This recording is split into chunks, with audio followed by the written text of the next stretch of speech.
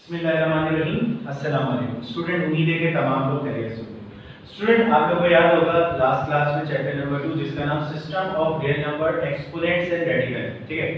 इसमें हमने कुछ मजीद लॉज ऑफ मल्टीप्लिकेशन को डिस्कस करा था और उससे रिलेटेड कुछ एग्जांपल्स को भी हमने स्टडी करा था।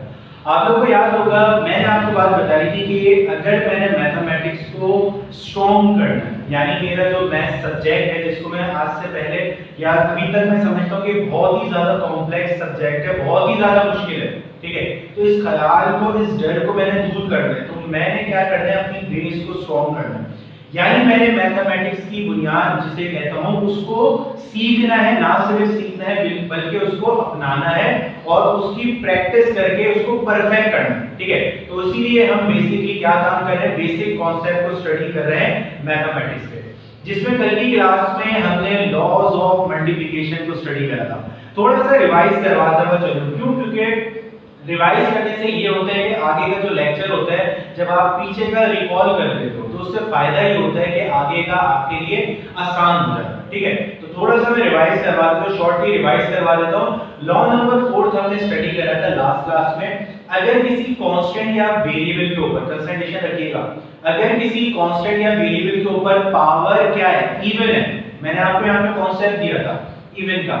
इवन बेसिकली नंबर जिसे कहते हैं एक ऐसा नंबर जो कि 2 के टेबल में आता है, या इसको दूसरे लफ्जों में कह सकता हूं कि सर एक ऐसा नंबर जो कि डिविजिबल हो किससे, 2 से, जो 2 के टेबल से क्या हो सकता है, डिवाइड हो सकता है। 2 के टेबल से मतलब 2 से डिवाइड हो सकता है। यानी अगर आपने पता लगाना है कि सर ये नंबर इवन है, कोई भी गिवन नंबर इवन है या नहीं है, तो आपने क्या करना है, उसको 2 से डिवाइड कर दो। अगर वो नंबर 2 से डिवाइड हो जाए इट्स मीन कि वो इवन नंबर, ठीक है। तो यानी लास्ट क्लास में मैंने लॉ नंबर 4 से स्टडी करा था। अगर किसी कांस्टेंट या वेरिएबल के ऊपर, अगर किसी कांस्टेंट या वेरिएबल के ऊपर इवन पावर है तो हमेशा उसका आंसर क्या होगा, पॉजिटिव होगा, जिसकी लास्ट क्लास में हमने काफी सारी एग्जांपल्स करी थी स्टडी और आपको कुछ मैंने होमवर्क भी दिया था, ठीक है। मजीद बात आगे बढ़ाते हैं। लॉ नंबर 5 मैंने जो स्टडी करा था वो बेसिकली क्या था, वो लॉ डिफाइन करता था कि अगर किसी कांस्टेंट या वेरिएबल के ऊपर, अगर किसी कांस्टेंट या वेरिएबल के ऊपर पावर क्या है, 0 है, यानी अगर किसी कांस्टेंट या वेरिएबल के ऊपर पावर 0 है तो हमेशा उसका आंसर बराबर होगा किसके, 1 के बराबर होगा। यानी आपके पास बड़े से बड़ा नंबर हो लेकिन उसके ऊपर पावर क्या है, 0 है, इट्स मीन कि उसका आंसर क्या है, 1 के बराबर है। इंपॉर्टेंट तरीन बात है ये, एमसीक्यूज भी बहुत आते हैं। यानी अगर मैं 9th क्लास के एमसीक्यूज के रिलेटेड बात करूं बोर्ड के हवाले से, ये एमसीक्यूज भी आता है। अगर किसी नंबर के ऊपर या किसी कांस्टेंट या वेरिएबल के ऊपर, क्योंकि नंबर कांस्टेंट एक ही बात है तो मैंने कांस्टेंट वर्ड यूज करा, कांस्टेंट या वेरिएबल के ऊपर पावर इवन है तो इट्स मीन कि उसका हमेशा आंसर बराबर होगा 1 के। इसको जहन में रखिएगा। ये लॉ नंबर 5 था। लॉ नंबर 6 बेसिकली क्या था, लॉ नंबर 6 सर मेरा बेसिकली क्या था, एक अलजेब्रिक एक्सप्रेशन को किस तरीके से मैं मल्टीप्लाई करवा सकता हूं, इस चीज को मैंने सीखा था।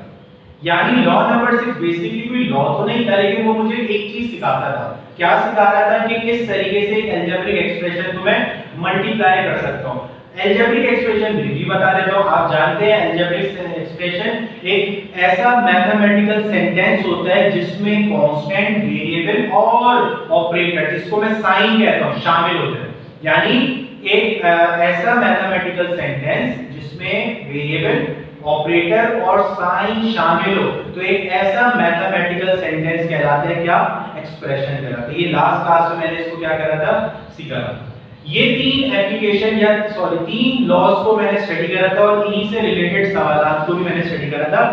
लास्ट क्लास में मैंने जो चीज सीखी थी उसको अच्छे तरीके से स्टूडेंट जहन में आपने रखना है। क्यों? क्योंकि हम आगे बढ़ रहे हैं। अगर पिछला आपको रिवाइज नहीं है, उसकी आपको प्रैक्टिस नहीं है तो आगे बढ़ना आपके लिए बेकार है। क्यों? क्योंकि बिल्कुल ऐसी एग्जांपल है कि अगर एक किताब है उसका इल्म आपके पास मौजूद है, ठीक है, उसकी नॉलेज आपके पास मौजूद है तो वो किताब काम की है। क्यों? क्योंकि उसमें जो भी चीज लिखी हुई है उसके बारे में आप जानते हैं। लेकिन अगर वो किताब मौजूद है लेकिन उस किताब में क्या चीज लिखी है उसके बारे में आपको इल्म नहीं है और आप किताबों पे किताबें जमा करते जा रहे हैं तो इसका कोई फायदा नहीं है। बिल्कुल इसी तरीके से मैथमेटिक्स सब्जेक्ट जो है, अगर आप जो चीज सीख रहे हैं और साथ साथ उसको जहन में सेव करते जा रहे हैं, उसकी प्रैक्टिस कर रहे हैं, वो चीज आपकी जिंदगी भर आपका साथ देगी और वही चीज आपकी क्या है, कामयाब की है।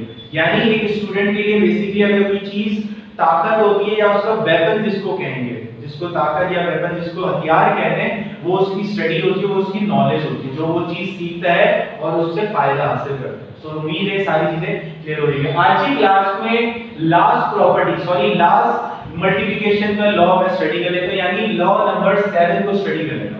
लॉ नंबर 7 क्या है, ये आखिरी लॉ। उसके बाद फाइनली जो मेरे नोट्स है या इन शॉर्ट जो मेरी एक्सरसाइज है नोट्स की जिसको मेरे पास मौजूद है मैथमेटिक्स की, फाइनली हम एक्सरसाइज आज की क्लास में स्टार्ट कर देंगे। तो लास्ट लॉ क्या है इसको हम जान लेते हैं। लॉ नंबर 7 को स्टडी करने से पहले एक छोटी सी चीज मुझे आपको बतानी है। वो चीज क्या है, इंतहाई आसान, मेजॉरिटी स्टूडेंट को वो चीज पता होगी। अगर नहीं पता तो अभी पता चल जाएगी, कोई बड़ी बात उसमें नहीं है। तो इस चीज को हम देख लेते हैं, वो लास्ट चीज क्या है। तो इन शॉर्ट प्रॉपर्टी नंबर 7 या लॉ नंबर 7 क्या कहता है, उससे पहले एक छोटी सी चीज मैं आपको बता दूं। मिसाल के तौर पे आपके पास एक नंबर लिखा हुआ है 2/3। मैंने क्या लिखा है, आपके पास नंबर लिखा हुआ है 2/3, वेरिएबल भी हो सकता है। मैं यहाँ पे नंबर की बात कर रहा हूँ, कांस्टेंट की बात कर रहा हूँ। 2/3 ये बेसिकली नंबर क्या चीज है, ये नंबर जाहिर कर रहा है कि दो नंबर्स डिवाइड की फॉर्म में लिखे हुए हैं। यानी ये नंबर्स अगर मैं आपसे सवाल करूं किस फॉर्म में लिखे हुए हैं, यानी तो उस नंबर्स को हम कहते हैं कि सर 2/3 बेसिकली डिवाइड की फॉर्म में लिखे हुए हैं। ये दो नंबर डिवाइड हो रहे हैं, या इसको मैं यूं भी कह सकता हूं, अगर मैं बताना नहीं चाह रहा लेकिन चले बता दे तो कंफ्यूज मत होइएगा। ये बेसिकली नंबर फ्रैक्शन की फॉर्म में लिखे हैं। फ्रैक्शन क्या होता है आने वाले वक्तों में आपको पता चल जाएगा। बस अभी इतना ज़हन में रखें कि अगर कभी दो नंबर जस्ट लाइक दो कांस्टेंट भी हो सकते हैं, दो वेरिएबल भी हो सकते हैं, कुछ भी हो सकता है, ठीक है, क्योंकि मैथमेटिक्स में कांस्टेंट और वेरिएबल में स्टडी करता हूं, ठीक है भाई। तो इन शॉर्ट अगर कभी दो कांस्टेंट जस्ट लाइक इस फॉर्म में लिखे हुए हैं, अपॉन की फॉर्म में लिखे हुए हैं, इसको हम कहते हैं ये नंबर डिवाइड की फॉर्म में लिखे हुए हैं। यानी 2/3, इसका मतलब है ये दो नंबर आपस में डिवाइड हो रहे हैं। आपने ये करा होगा, इसको फ्रैक्शन की फॉर्म में भी कह सकते हैं, लेकिन मैं भी फ्रैक्शन कहना नहीं चाह रहा। आने वाले वक्तों में इंशाल्लाह ताला हम इसको स्टडी करेंगे। बस इतना ध्यान में रखें, कभी दो नंबर्स या दो वेरिएबल इस तरीके की फॉर्म में लिखे हो 2/3 या फ्रैक्शन की फॉर्म में लिखे हो, जैसे इस फॉर्म में लिखे हो, तो इसको हम कहते हैं ये नंबर हमेशा क्या हो रहा है, डिवाइड की फॉर्म में लिखे। ये कांस्टेंट है, ये वेरिएबल है, डिवाइड की फॉर्म में लिखे। याद है, बस समझाइए। अब मैं बात आगे बढ़ा रहा हूं। लॉ नंबर 7 हमारा क्या कहता है, लॉ नंबर 7 कहता है अगर कभी दो कांस्टेंट या वेरिएबल, कंसंट्रेशन रखिएगा, अगर कभी दो कांस्टेंट या वेरिएबल डिवाइड की फॉर्म में लिखे हुए, मैं दोबारा से रिपीट कर रहा हूं, कंसंट्रेशन रखिएगा, अगर कभी दो कांस्टेंट या दो वेरिएबल डिवाइड की फॉर्म में लिखे, डिवाइड की फॉर्म में मतलब जैसे मैंने आपको लिख के दिखाया था x/x², जैसे ये क्या है, डिवाइड की फॉर्म में तो लिखे ना, ठीक है। अभी मैंने आपको बात बताई थी, अगर कभी दो कांस्टेंट या दो वेरिएबल डिवाइड की फॉर्म में लिखे हैं, अगर मैं उनको डिवाइड की फॉर्म से मल्टीप्लाई की फॉर्म में ले जाऊं, कैसे भी पता चल जाएगा, कंसंट्रेशन रखिएगा। अगर कभी दो कांस्टेंट या वेरिएबल डिवाइड की फॉर्म में लिखे हुए और अगर मैं उनको डिवाइड की फॉर्म से मल्टीप्लाई की फॉर्म में ले जाऊं, तो हमेशा स्टूडेंट याद रखिएगा उनकी पावर की साइन चेंज हो जाती है। पावर आप जानते हैं वेरिएबल के ऊपर या कांस्टेंट के ऊपर जो चीज लिखी हुई होती है सुपरस्क्रिप्ट में, बेसिकली उसको क्या कहते हैं, एक्सपोनेंट या पावर कहते हैं। यानी मेरा लॉ नंबर 7 क्या कहता है, अगर कोई कांस्टेंट या वेरिएबल मल्टीप्लाई की फॉर्म में लिखा हुआ है, अगर कोई कांस्टेंट या वेरिएबल मल्टीप्लाई की फॉर्म में लिखा, डिवाइड की फॉर्म में लिखा हुआ है, अगर मैं उसको मल्टीप्लाई की फॉर्म में ले जाऊं तो हमेशा उसकी पावर की साइन चेंज हो जाएगी। दोबारा से बता रहा हूं, कंसंट्रेशन रखिएगा। अगर कोई कांस्टेंट या वेरिएबल डिवाइड की फॉर्म में लिखा हुआ है और उसको मैं मल्टीप्लाई की फॉर्म में लेता हूं, तो हमेशा उसकी पावर की साइन चेंज हो जाएगी। क्या मतलब, कैसे, जरा इसको एग्जांपल से समझिए, कंसंट्रेशन रखिएगा। मिसाल के तौर पे यहाँ पे मैंने लिखा हुआ है दो वेरिएबल लिखे हुए जो डिवाइड की फॉर्म में, जैसे मैंने भी आपको बताया था, मैंने आपको बताया था कि अगर कभी दो कांस्टेंट या दो वेरिएबल डिवाइड की फॉर्म में लिखे हुए हो और उनको मैं मल्टीप्लाई की फॉर्म में लेता हूं, तो फायदा क्या होता है या क्या स्टेप होगा, बेसिकली उनकी पावर की साइन चेंज हो जाती है। कैसे, जरा समझिएगा। मिसाल के तौर पे यहाँ पे लिखा हुआ है a⁻7 डिवाइडेड बाय a⁻5। यहाँ पे मैंने लिख दिया a⁻7 जस्ट लाइक ये यहाँ पे a⁻5 डिवाइड की फॉर्म में, इसको मैं मल्टीप्लाई की फॉर्म में लेके जाता हूँ। मल्टीप्लाई की फॉर्म में मतलब यहाँ पे साइन आएगा मल्टीप्लाई का, नीचे डिवाइड हो रहा है, ऊपर आके जस्ट लाइक ये नीचे डिवाइड हो रहा है ना, डिवाइड से मैं कहाँ लेके जा रहा हूँ उसको, मल्टीप्लाई की फॉर्म में। तो ये यहाँ पे मल्टीप्लाई की फॉर्म में आ जाएगा। फायदा क्या होगा या क्या स्टेप होगा, इसकी पावर की साइन चेंज हो जाएगी। जैसे यहाँ पे +5 था तो ऊपर आके -5 हो गया। इसको बस ध्यान में बिठा लें। क्या बात बताइए, दोबारा समझिएगा, अच्छे तरीके से समझिए बात, इंतहाई आसान बात है। मैंने क्या बात बताई है, अगर कभी दो कांस्टेंट या वेरिएबल को अगर डिवाइड की फॉर्म में लिखें या दो कांस्टेंट या वेरिएबल डिवाइड की फॉर्म में लिखें, अगर उसको मैं मल्टीप्लाई की फॉर्म में लेकर आ जाऊं तो हमेशा स्टूडेंट उसकी पावर की साइन चेंज हो जाती है। कैसे देखिएगा, a की पावर 7 थी डिवाइडेड बाय a की पावर 5, यानी ये डिवाइड हो रहा था, डिवाइड से मैं मल्टीप्लाई की फॉर्म में लेके आ रहा हूं, यानी मल्टीप्लाई का साइन आया, इसकी पावर प्लस में थी +5, जब मैं इसको ऊपर लेके गया यानी मल्टीप्लाई की फॉर्म में लेके गया तो +5 से ये -5 हो गया। आगे बात समझ, यानी आसान लफ्जों में मैंने क्या बात बताई है, लॉ नंबर 7 डिफाइन करता है अगर कोई कांस्टेंट या वेरिएबल डिवाइड की फॉर्म में लिखा और उसको मल्टीप्लाई की फॉर्म में ले जाए तो उसके पावर के साइन क्या हो जाते हैं, चेंज हो जाते हैं। इसको बस इतना ध्यान में रखें और आगे बढ़ो। मिसाल के तौर पे ये वाला, अच्छा ये अभी दोबारा देख लेते हैं, यहाँ पे x की पावर 4 है और यहाँ पे x की पावर 2 है, तो इन शॉर्ट x की पावर 4 अपनी जगह लिखा हुआ है, x की पावर 2 डिवाइड की फॉर्म में मैं मल्टीप्लाई की फॉर्म में लेके जा रहा हूं, तो कुछ नहीं होगा, एज इट इज मल्टीप्लाई का साइन आएगा और प्लस की जगह पे माइनस आ जाएगा। क्यों? क्योंकि साइन चेंज हो जाता है, अगर प्लस है तो माइनस में हो जाएगा, माइनस है तो प्लस में हो जाएगा। आसान सी चीजों की मुश्किल नहीं है। सेम तरीके से यहाँ पे 2 की पावर 4 मल्टीप्लाई में 2 की पावर -2, कंसंट्रेशन रखिएगा, 2 की पावर -2 डिवाइड से मल्टीप्लाई की फॉर्म में गया, प्लस पावर माइनस में थी, यहाँ पे आके प्लस में हो गई। क्यों? क्योंकि सर अगर मैं डिवाइड से मल्टीप्लाई की फॉर्म में ले जाऊं तो पावर की साइन क्या हो जाती है, चेंज हो जाती है। पावर की साइन मतलब अगर पावर प्लस में लिखिए तो माइनस हो जाएगी, माइनस में लिखिए तो प्लस हो जाएगी। इन शॉर्ट इतनी सी आसान सी बात। यानी लॉ नंबर 7 क्या डिफाइन करता है, अगर कोई कांस्टेंट या वेरिएबल डिवाइड की फॉर्म में लिखा है और उसको मैं मल्टीप्लाई की फॉर्म में ले जाऊं तो हमेशा उसकी पावर की साइन क्या हो जाएगी, चेंज हो जाएगी। इसको ध्यान में बिठा लो, आगे बात बढ़ाते हैं। मिसाल के तौर पे x y z की पावर 7 है और divided by x y z की पावर 3, इसको मैं चेंज कर रहा हूं, यानी x y z की power 7 multiply by x y z की पावर -3, ये इसको सॉल्व कर दिया। यानी लॉ नंबर 7 क्या डिफाइन करता है कि अगर सर कोई भी कांस्टेंट या वेरिएबल, कोई भी कांस्टेंट या वेरिएबल की डिवाइड की फॉर्म में लिखे हैं, कोई भी कांस्टेंट या वेरिएबल डिवाइड की फॉर्म में लिखे हैं, अगर मैं उनको मल्टीप्लाई की फॉर्म में लिख दूं तो हमेशा फर्क क्या पड़ता है, पावर की साइन चेंज हो जाती है। अगर पावर प्लस में माइनस में हो जाएगी, अगर माइनस में, इंपॉर्टेंट बात है ये, अगर माइनस में तो किस में हो जाएगी, प्लस में हो जाएगी। इंपॉर्टेंट तरीकी बात की, इसको ज़हन में बिठा लें। पावर की साइन चेंज का मतलब प्लस में होगी तो माइनस हो जाएगी, माइनस है तो प्लस में हो जाएगी। इन शॉर्ट इस चीज को आपने ज़हन में रखना है।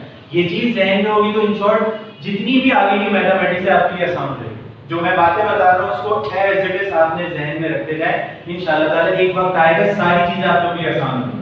यहां तक कोई मुश्किल बात, आगे बढ़ाता हूं। यानी यहां पे लॉ नंबर 7 मैंने डिफाइन करा कि कोई भी कांस्टेंट या वेरिएबल की पावर अगर डिवाइड की फॉर्म में लिखे हुए हैं, अगर उसको मैं मल्टीप्लाई की फॉर्म में ले जाता हूं तो फायदा क्या होता है, उसकी पावर की साइन चेंज हो जाती है, प्लस से माइनस, माइनस से प्लस हो जाती है। मैं बात आगे बढ़ाऊं, कंसंट्रेशन रखिएगा, ठीक है। अगर आप नोट करें यहाँ पे, जब मैंने क्या करा, डिवाइड से मल्टीप्लाई की फॉर्म में लिखी गया, पावर की साइन चेंज हो गई। सर ये तो बात समझ आ गई, लेकिन अगर आप नोट करें यहाँ पे कुछ फर्क नजर आ रहा है, यहाँ पे मजीद सिंपलीफिकेशन हो रही है। क्या हो रही है, अगर आप नोट करें दोनों की बेसिस सेम है, यहाँ पे क्या समझ नजर आ रहा है, दोनों की, यानी इसकी भी बेस सेम है, इसकी भी बेस सेम है।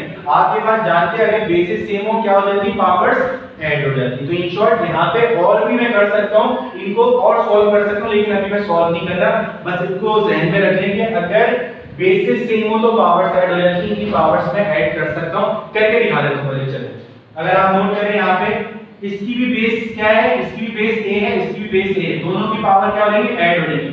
यानी a की पावर 7 और प्लस की जगह प्लस आएगा, माइनस की जगह -5 आएगा, जिस तरह के। यानी मैंने क्या करा, कंसंट्रेशन रखिएगा, a की पावर क्या है 7 आ गई और a की पावर -5। तो हमें ये बात पता है अगर कभी दो, यानी अगर कभी बेसिस सेम हो तो उनकी पावर से हो जाती है, ऐड हो जाती है। अगर किसी कांस्टेंट या वेरिएबल की बेस सेम हो तो पावर क्या हो जाती है, ऐड हो जाती है। तो इन शॉर्ट इसकी बेस की पावर 7 है, इसकी पावर -5 है, तो दोनों की पावर्स क्या हो गई, ऐड हो गई। मैंने ऐड करा है, ऐड का मतलब प्लस। अब जाहिर सी बात है यहाँ पे जो साइन था वो माइनस था, तो इस वजह से मैंने यहाँ पे ब्रैकेट का इस्तेमाल करा है। आसान चीज है, मुश्किल नहीं है, कंसंट्रेशन से समझिएगा। यानी यहाँ पे माइनस था तो इस वजह से मैंने ब्रैकेट का इस्तेमाल करा। क्यों? ताकि दो साइन में लिख रहा हूँ, क्योंकि मुझे पता है सर कि अगर बेसिस सेम हो तो पावर्स ऐड हो जाती है। बेसिस सेम हो पावर क्या होती है? ऐड हो जाती है। तो इन शॉर्ट यहाँ पे मैंने प्लस लिखा क्योंकि ऐड होगी ना, और माइनस क्यों लिखा? क्योंकि सर यहाँ पे दूसरा साइन आ रहा था, इस वजह से मैंने ब्रैकेट का इस्तेमाल करा। अब सॉल्व कर ले रहा हूं, तो सॉल्व कर लेते हैं। आ जाए यहाँ पे रहा a की पावर अपनी जगह। अब साइन सबसे पहले सॉल्व हो गया। आपको पता है साइन कन्वर्जन हम पढ़ के आ चुके हैं, प्लस माइनस माइनस होता है, तो 7 - 5 तो ये हो जाएगा a की पावर 7 - 5 किसके बराबर होता है? 2 के बराबर। तो इसका जो फाइनल रिजल्ट निकल कर आया वो a की पावर 2 निकल कर आ गया। इन शॉर्ट ये इतना आसान था। सेम तरीके से अगर इसकी बात करूं, ये वाले सवाल की, यहाँ पे x की पावर 4 प्लस माइनस 2 हो जाएगा। क्यों? क्योंकि दोनों की बेसिस सेम है, की पावर से हो जाएंगे ऐड हो जाएंगे। सॉल्व कर लेते हैं। यहाँ पे प्लस माइनस माइनस 4 - 2 तो x की पावर 2 आ गया। सेम तरीके से यहाँ पे इसकी पावर क्या है? 2 है, इसकी पावर 4 है, इसकी पावर 2 है, बेसिस सेम है, पावर ऐड हो जाएगा। यानी 2 की पावर 4 प्लस 2, ये तो दोनों प्लस में, तो 2 प्लस 4 कितना हो जाता है? 6 हो जाता है। 2 की पावर 6 हो गई। इन शॉर्ट लास्ट वाला आप लोग खुद करेंगे। यानी आज की क्लास में मैंने अभी तक लॉ नंबर 7 में क्या सीखा? मुश्किल नहीं, बस थोड़ा सा समझने वाले हैं। लॉ नंबर 7 में मैंने क्या सीखा? अगर कभी मेरे पास दो कांस्टेंट या वेरिएबल डिवाइड के फॉर्म में लिखे हो, अगर मेरे पास दो कांस्टेंट या वेरिएबल डिवाइड के फॉर्म में लिखे हो, अगर मैं उनको मल्टीप्लाई के फॉर्म में लेता हूं, डिवाइड से मल्टीप्लाई के फॉर्म में लेता हूं, तो हमेशा उनकी पावर की साइन चेंज हो जाती है। तो मैंने यहाँ पे पावर की साइन चेंज करके उसको लिख दिया। बाकी लॉ नंबर 2 अप्लाई हो रहा था, बेसिस सेम पावर है, if the base is same then the power should be added. तो अगर किसी कांस्टेंट या वेरिएबल की बेस सेम हो तो उनकी पावर्स क्या होती है? ऐड हो जाती है। तो इन शॉर्ट मैंने यहाँ पे पावर्स को ऐड करके मजीद उनको सिंपलीफाई कर दिया। यानी यहाँ पे दो लॉ अप्लाई हो रहे हैं अगर देखा जाए तो। आसान चीज थी। बाकी माइनस था यहाँ पे, तो मैंने यहाँ पे ब्रैकेट क्यों यूज करा? क्योंकि सर दो साइन आ रहे थे, तो इस वजह से डिफरेंशिएट अलग-अलग करने के लिए माइनस ब्रैकेट मैंने यूज करा। आ रही है समझ? आसान सी चीज की कोई मुश्किल नहीं है। लास्ट वाला आप लोग का होमवर्क है, ये आपने खुद करना है। उम्मीद है यानी जितनी चीजें मैंने आप लोगों को बताई हैं अच्छे बच्चों की तरह आपने उसको लाजमन उसको रिवाइज भी करा होगा, उसकी प्रैक्टिस भी करी होगी। अब फाइनली मेरे लॉसेस क्या हो गए? कंप्लीट हो गए। यानी अगर मैं बात बताऊं अभी तक के लिए जितनी मैंने आपको नॉलेज प्रोवाइड करी है, जितना आपने सीखा है, यानी हमारा जो चैप्टर नंबर 2 है जिसका नाम system of real numbers exponent and radical, उसके लिए इतना जो यानी जितने कॉन्सेप्ट मैंने आपको बेसिक कॉन्सेप्ट दिए हैं ये इनफ है। यानी इसको आपने अच्छे तरीके से क्या करना है? प्रैक्टिस करनी है। यानी यहां तक मैंने कॉन्सेप्ट आपको प्रोवाइड कर दिए। अब इन्हीं कॉन्सेप्ट से रिलेटेड मैं आगे के तो क्लोज करता हूं, लेक्चर को स्टॉप करता हूं। इंशाल्लाह नेक्स्ट लेक्चर में मुलाकात होगी। अल्लाह हाफ़िज़।